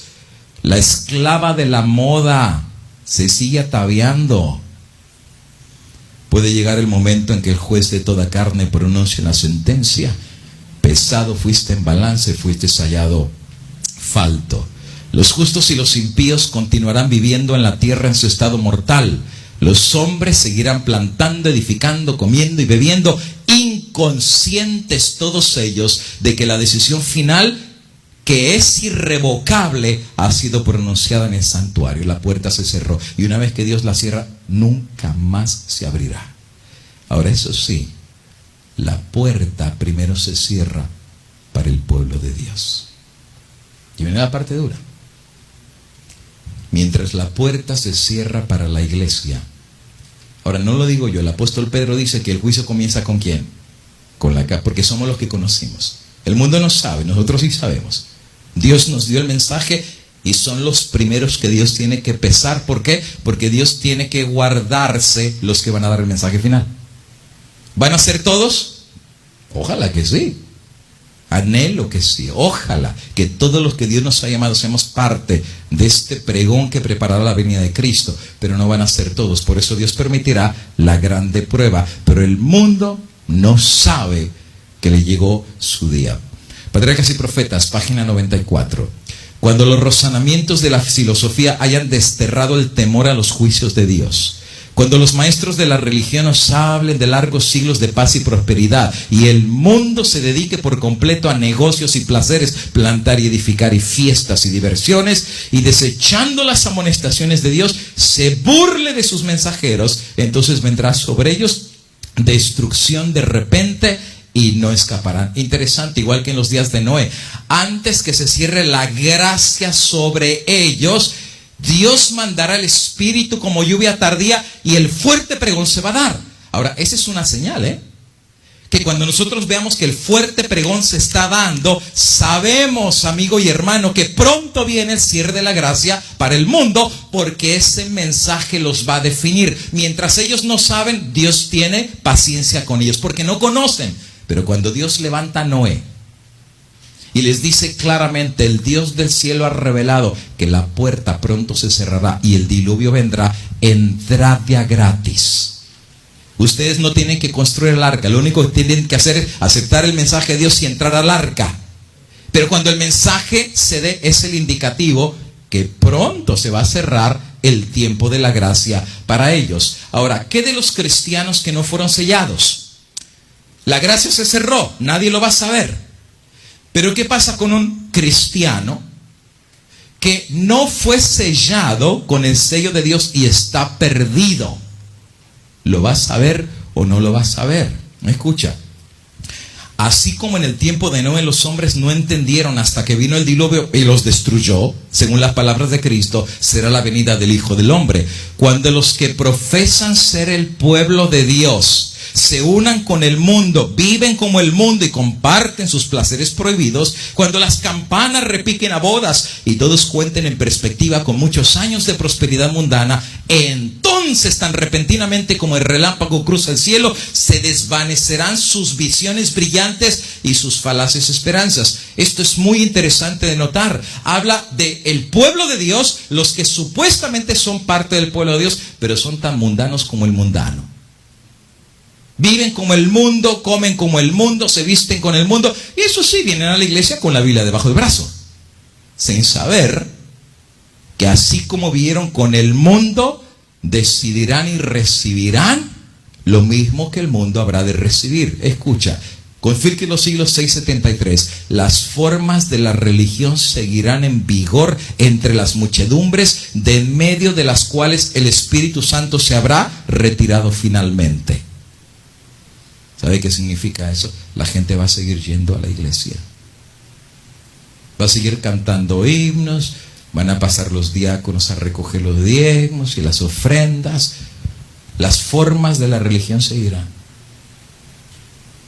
¿Sabes qué terrible que una iglesia siga teniendo su escuela sabática y su culto y su sermón y sus alabanzas y todas las formas no pasan aquí en medio y se sientan y orar y todo eso, sin saber que allá arriba ya se pronunció sentencia sobre los que se llamaron parte del pueblo de Dios, pero vivieron como el mundo.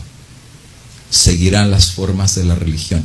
Y el problema es que el celo satánico con el cual el príncipe del mal ha de inspirarlas para que cumplan sus crueles designios se asemejará por el celo de Dios. Lo mismo. ¿Sabes quiénes van a ser los peores enemigos del mensaje? Los que una vez lo conocieron, pero no fueron convertidos por ese mensaje. Como decía una vez un pastor, a veces predicamos de la bestia, pero actuamos peores que la bestia. ¿Tú crees que el mensaje se trata de conocer un texto? Los que digan que la ley de Dios es válida cuando el mundo entero lo está pisoteando, ¿sabes de qué se trata? Cualquiera te dice los 10 mandamientos de memoria. Eso cualquiera. Pero los que lo van a predicar, lo van a vivir por el poder del Espíritu Santo. Habrán de tener la ley de Dios en su corazón. No la van a predicar por predicar, su vida y su carácter habrá de mostrar la obra que Dios hizo en cada uno de ellos. Pero el mundo no sabrá que terminó la gracia, tampoco la iglesia. Punto número 6.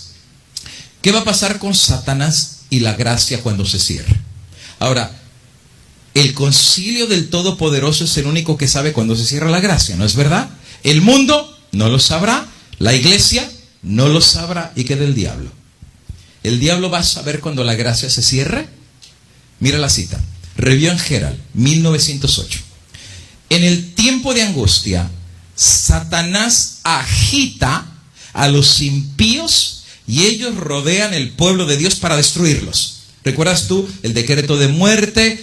Así como Noé se le catalogó de fanático, extremista, raro, etcétera, etcétera, el pueblo de Dios va a aparecer su gran prueba y el mundo entero lo va a querer destruir.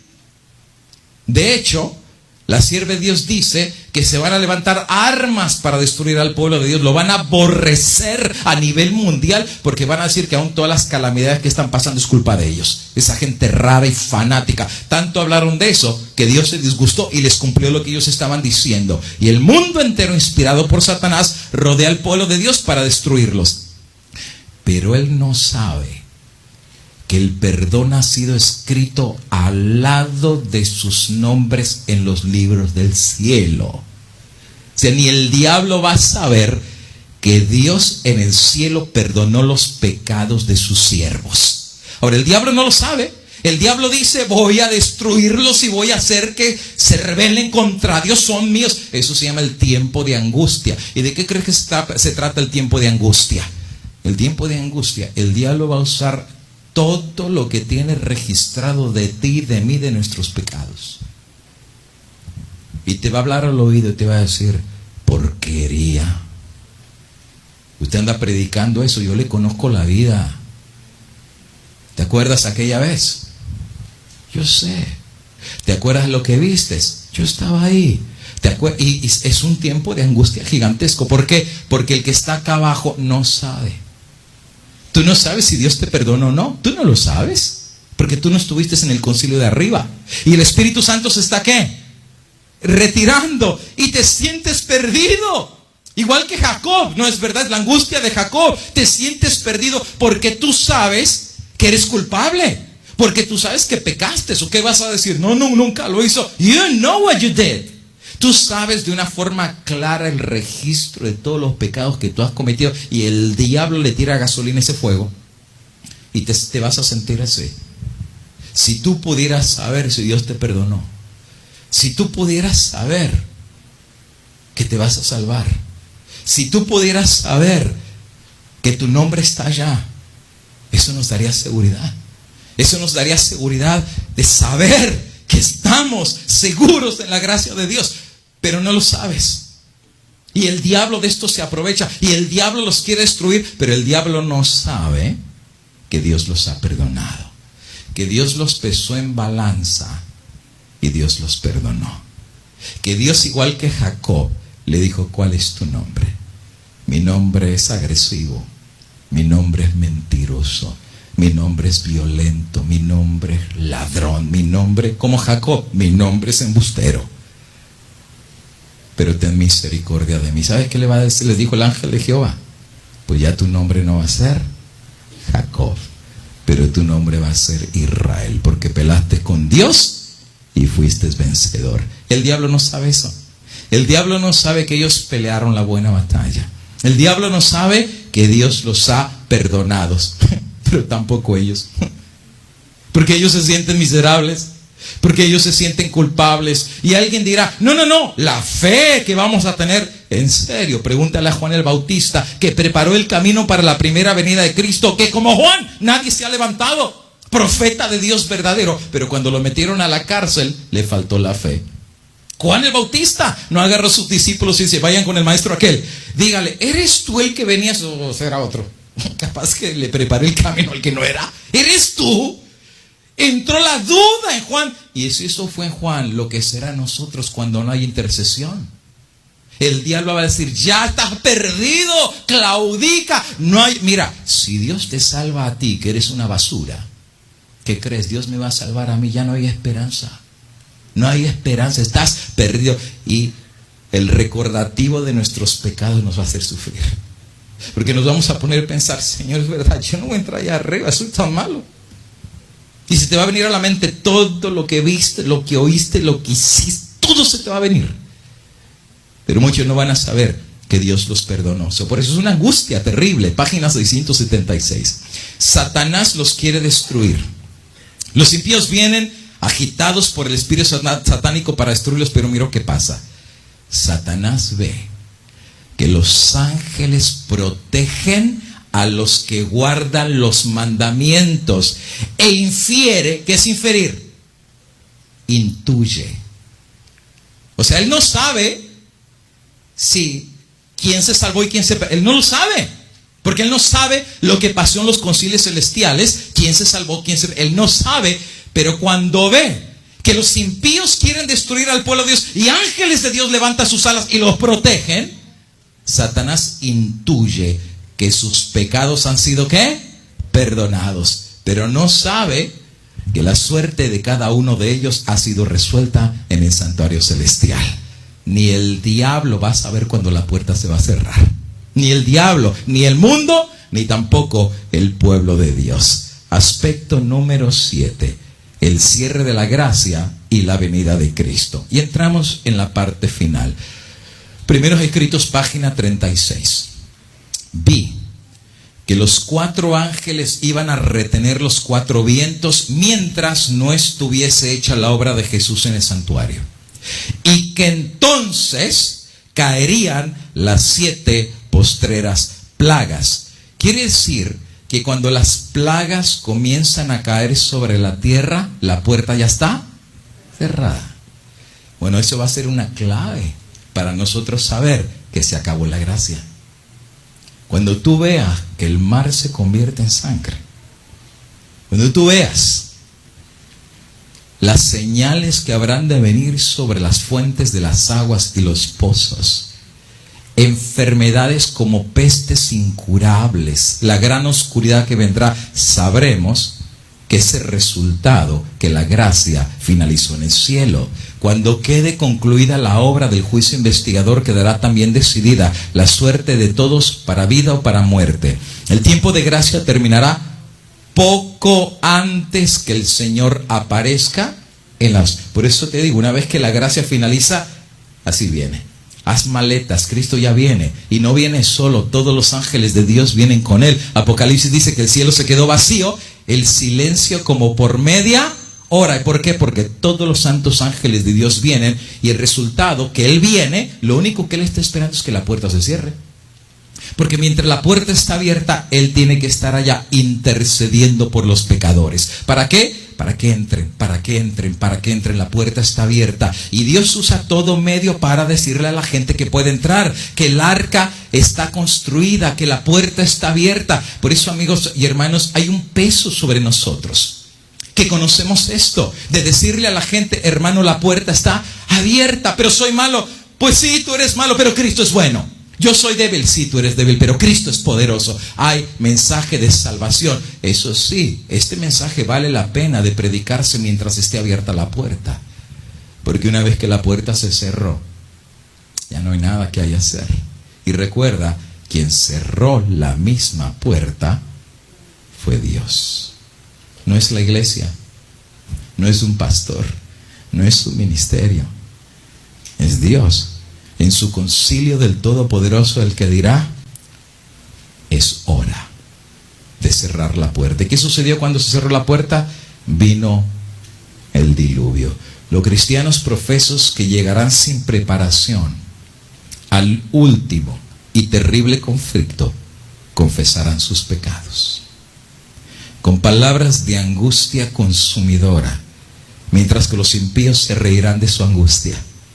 Ahora, los impíos ven que los que conocieron el mensaje pero están perdidos. ¿Y cómo saben que están perdidos? Ahora sí van a saber. ¿Y sabes cómo van a saber que están perdidos? Porque las plagas les están cayendo a ellos. Porque dice Salmo 91: caerán a tu lado 1000 y 10,000 a tu diestra, mas a ti ¿qué? Con sus plumas te cubrirá, y debajo de sus alas estará seguido. Su pan y sus aguas les serán seguros. Pero cuando las plagas están cayendo, también les están cayendo a ellos. Y el que conoció este mensaje sabe que si las plagas les están cayendo, porque cuando la puerta se cerró no estaban adentro, estaban afuera. Y ahora sí confiesan el pecado. Señor, perdona mi negligencia, Señor, perdona mi maldad. Y están confesando y lloran. Igual que en los días de Noé, ¿verdad? Lloraban porque querían estar dentro del arca, y lloraban, y los impíos lo ven. Claro, los impíos no entienden que también le viene la destrucción a ellos. Ellos no lo entienden, pero el que conoció el mensaje sí lo entiende, y se empiezan a burlar de ellos y se ríen de su angustia. Pero estas confesiones son del mismo carácter de Saúl y de Judas. Los que hacen lamentan los resultados de la transgresión, pero no lamentan la culpa, el deshonrar a Dios. No sienten verdadera contrición ni horror al mal, y reconocen el pecado solo por una razón: porque tienen miedo del castigo. Porque saben y conocen cómo Dios va a juzgar a la tierra. Pero lo mismo que el faraón, volverían a maldecir al Dios del cielo. Regresarían en su teléfono y en su televisión y en todos los pecados que hacían, si el diluvio termina de caer. El corazón no cambió. O sea, tan pronto el agua deja de caer, regresan a lo mismo de lo mismo. ¿Por qué? El corazón no había cambiado. Y dice: igual que el faraón, maldecirían a Dios y los juicios se suspendieran. El tiempo de angustia, ¿cuál fue? ¿Cuál nunca fue después que hubo gente? Se iniciará pronto. Y para entonces necesitaremos tener una experiencia que hoy por hoy no poseemos. Levanto la mano, no lo poseemos. Andamos mal. No somos lo que tenemos que ser. El presidente de la iglesia adventista desde hace años viene haciendo un llamado al pueblo adventista a una reforma en nuestras vidas. Pero no necesito que un hombre me diga de una reforma cuando el Dios del cielo hace mucho nos está llamando a un cambio y una reforma. Ahora, va a haber gente que escuche la voz de Dios. ¿Sabe qué dice Apocalipsis? Que va a venir la voz de Dios a través de sus mensajeros diciendo: salí de Babilonia, pueblo mío.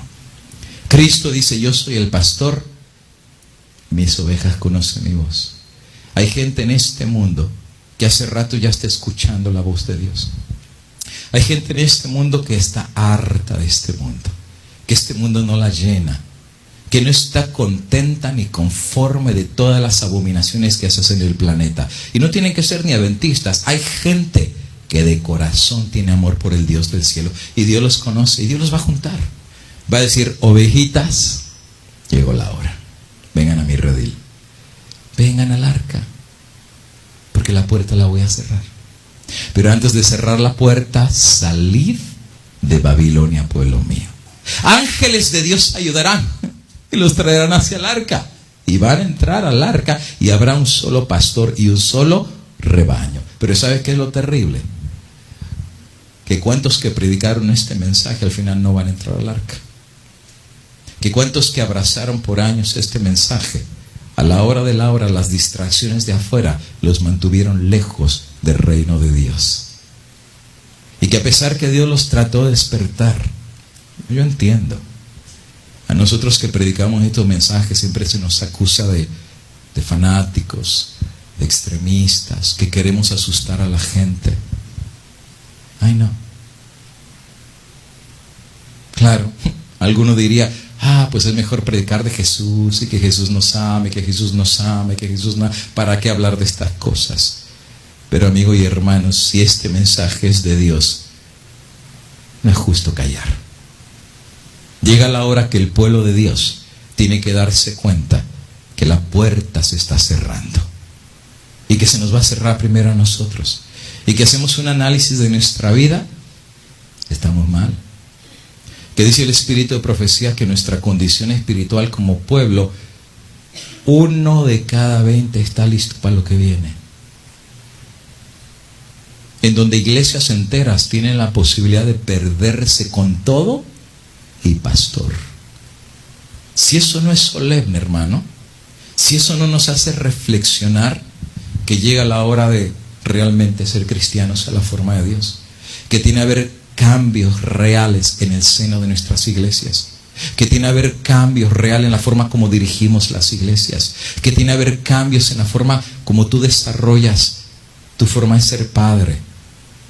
Y aquí no es cuestión de tirar pedradas, porque yo también soy padre y no soy lo mejor que debería de hacer. Aquí no se trata de uno ponerse acá en el púlpito y tirarle pedradas a todo mismo. Todas las pedradas se regresan a mí mismo, porque reconozco que estamos mal, porque reconozco que necesitamos pasar más tiempo en oración, que tenemos que buscar más a Dios, que tenemos que leer la palabra de Dios ahora que la puerta está abierta, porque una vez que la puerta se cierre, ya no hay nada que se pueda hacer. Mi llamado y el llamado de Dios, amigo hermano, es: busca a Dios mientras puede ser hallado. Llama mientras te puede contestar. Entra mientras la puerta está abierta, porque dice la palabra de Dios: el que busca, encuentra. El que toca, se le abre. Y al que pide, se le dará. Isaías 55:6. Buscad a Jehová mientras puede ser hallado. Llamadle en tanto que está cerca. Pero deje el impío su camino y el hombre inicuo sus pensamientos, y vuélvase a Jehová, el cual tendrá misericordia, y al Dios nuestro, el cual será amplio en perdonar. Y digo: alabado sea el nombre de Cristo Jesús. Porque qué Dios tan maravilloso tenemos. Hace rato cualquiera hubiera dejado de creer en nosotros, pero no Dios. Dios sigue creyendo. Y Dios cree que si tú escuchas la voz de Dios, tu vida puede cambiar, porque Él te puede cambiar tu vida. El día de hoy hay un grupo de personas que tomaron la decisión de creer en Dios, que tomaron la decisión de pedirle al Dios del cielo que les cambie la vida. Quieren entrar al arca, quieren recibir la salvación. Han reconocido que estamos viviendo en los días de Noé. La puerta pronto se va a cerrar, pero cuando se cierre no quieren estar afuera, quieren estar adentro, en los brazos poderosos de Cristo Jesús. Si no hay alguna personita más, cerramos este culto, cerramos la predicación. Que Dios te bendiga, mi hijo. Y vamos a pedir a la presencia del Espíritu Santo que selle la decisión de ustedes. Que les entrar al arca, lo selle Dios hoy. Y que delante del Padre se pueda decir: por amor y voluntariamente decidieron a favor del Dios del cielo. Nos ponemos de rodillas, vamos a orar, invitamos a la congregación a hacer lo mismo. El que no pueda arrodillarse, ahí paradito está bien, no hay ningún problema, solo arrodille su corazón. Vamos a orar. Querido Dios y amante Padre, ¿cómo no darte gracias? Porque es verdad que el pecado nos ha mordido y su veneno ha entrado y ha destruido la vida de millones. Y nosotros hemos sentido también ese veneno en nuestra vida porque también nosotros hemos pecado. Pero tu palabra dice que Cristo no vino a buscar justos, pero a pecadores. Y eso no lo entendemos. Porque humanamente hablando buscamos lo bueno. Porque a veces buscamos conveniencia. Pero ¿quién busca lo malo? Lo que no te da nada, lo que no sirve en los ojos de los demás. Pero he aquí el Dios del cielo, que al pecador corriente de este mundo lo amó. Oh misterio del amor de Dios, que nos amaste a los pecadores. Grandeza. Por eso el apóstol Pablo dice que el amor de Dios es más alto que los cielos, más profundo que la mar y más ancho que esta tierra. ¿Quién conocerá la profundidad del amor de Dios? Pero lo hemos sentido hoy. Y hemos reconocido, Padre, que sí somos pecadores, que sí nos hemos rebelado, que no hay nada bueno en nosotros, que nuestras manos están manchadas del pecado, nuestros ojos, nuestros labios, nuestros oídos, hemos pecado contra ti. Ni merecemos ser llamados tus hijos. Pero en esto consiste el amor de Dios. No en que nosotros lo amamos, pero en que Él nos amó primero y dio su Hijo para morir por nosotros. El amor de Dios se escribe con sangre, la sangre de Cristo Jesús. Y el día de hoy, Padre eterno, pone ese amor en el corazón. Lava nuestra maldad, perdona nuestro pecado, cambia nuestro corazón. Y que la decisión que ha sido tomada el día de hoy por estos lindos hermanitos, jovencitos, señoritas y adultos, hoy pueda ser registrada en el libro del cielo. Y que quede registrado que el día de hoy públicamente escucharon la voz de Dios y no tuvieron vergüenza en pasar delante a confesarse pecadores, pero también confesar a Cristo Jesús como su Salvador. Por esa razón, querido amigo y hermano, sea glorificado el nombre de Cristo Jesús, sea alabado el nombre de Cristo Jesús, sea bendecido el nombre de Cristo Jesús, y que toda lengua confiese y toda rodilla caiga y todos reconozcamos que Cristo es Dios para la gloria del Padre.